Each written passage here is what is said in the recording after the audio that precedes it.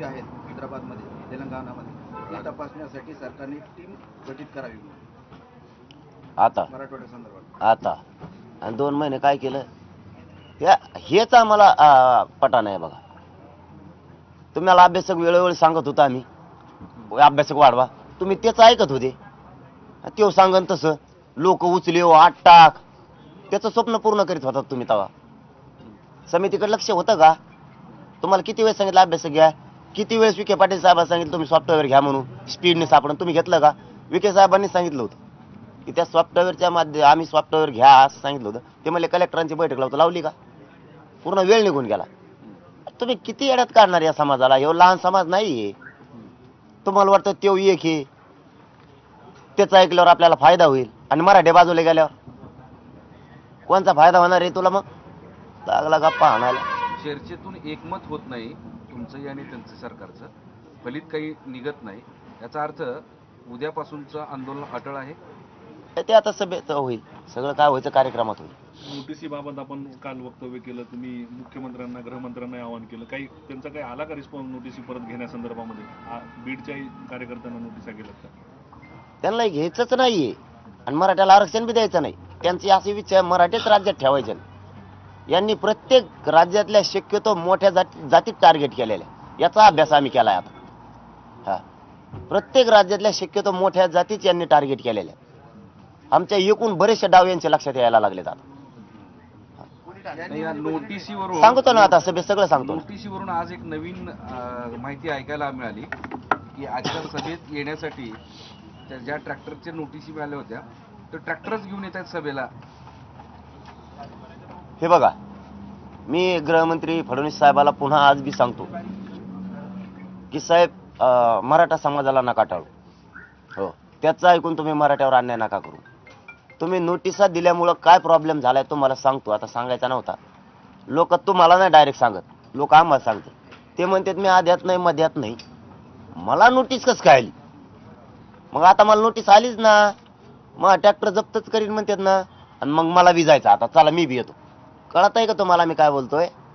तुम्ही आणखीन तरी शहाणपणाची भूमिका घ्या, गांभीर्यानं घ्या आंदोलन, तोडगा काढायचा प्रयत्न करा. इथून मागं तुम्ही एक डाव टाकला होता, म्हणजे तुमच्या सरकारनं किंवा तुमच्या अधिकाऱ्यानं. त्यात काय झालंय तुम्हाला माहिती आहे. पुन्हा ती डाव टाकायचा प्रयत्न नका करू, भयानक परिस्थिती होईल.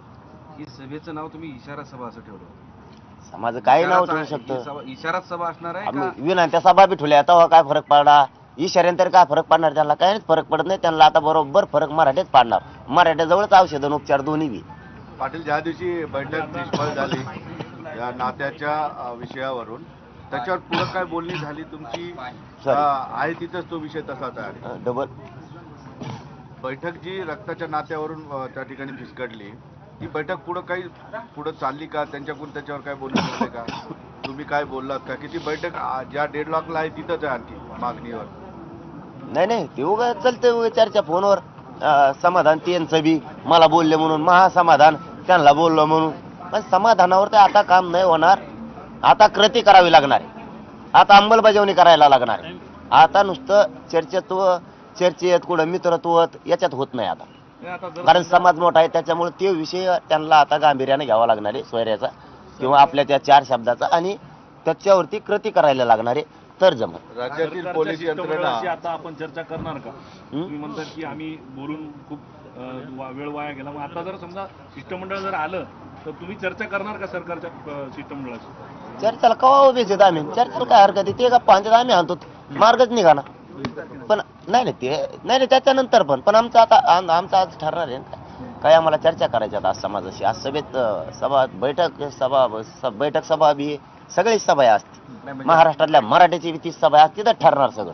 म्हणजे आज असं घोषणा होईल अशी शक्यता कमी आहे का काय पुढच्या आंदोलनाची? ते उद्या ठरवणार तुम्हाला का? सगळं ऐकायला मिळेल तिथं.